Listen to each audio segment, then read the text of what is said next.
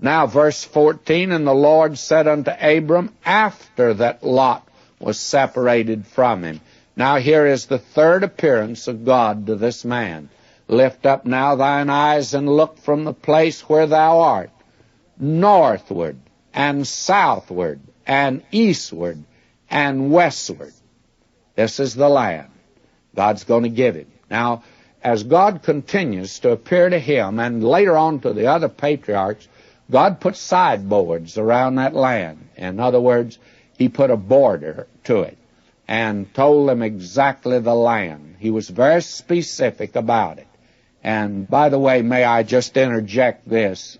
That ought to get rid of that song, Beautiful Isle of Somewhere. If there ever was a song that needed not to be sung at a funeral, that's the one, Beautiful Isle of Somewhere. Can you imagine Abraham now looking northward, eastward, southward, and westward and singing Beautiful Isle of Somewhere when he was standing right in the middle of it? May I say to you, friends, heaven is a real place, not a beautiful isle of somewhere. Very definite place. The Word of God is quite specific, and those of you that were with us through the book of Revelation know that actually God made it so specific, he put the boundary right around it, and we can know something about it. God does not deal with that which is theoretical, but that which is actual and real. Now God says, and I'll make thy seed as the dust of the earth, so that if a man can number the dust of the earth, then shall thy seed also be numbered. Now you notice what God does for this man. He now labels the land, tells him he's in it. He also confirms again the fact that he's going to have a tremendous offspring, which he has had. Now he says in verse 17, arise, walk through the land in the length of it and in the breadth of it, for I'll give it unto thee. And the very interesting thing is that this scroll, Dead Sea Scroll, they called it the Book of Lamech, and it wasn't that at all.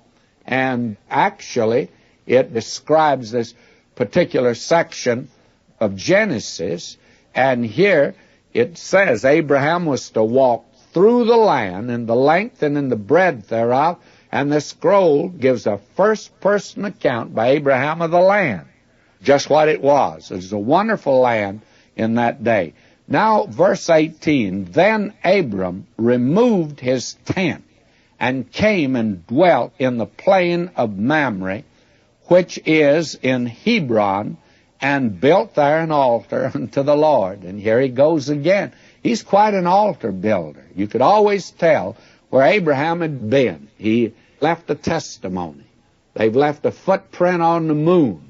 They've left a flag up there and a little motto, we've come in peace. But they didn't leave the Bible, the Word of God. Well, it wasn't done any good anyway, but it reveals the difference in the age and the thinking of the period in which we live today. The important thing to Abraham was an altar to the Lord, and that's exactly what he built. And Mamre means richness, and Hebron means communion. That's a marvelous place to dwell. I think that you can locate that tree where Abraham was, by the way, and the well that's there. I've been there. It's quite an interesting spot between Hebron and Mamre. And that is where Abram dwelt. And it's a good place to be in the place of richness and then a place of communion with God. And this seems to have been his home. That's where he's buried today. This is the place that he wanted to go.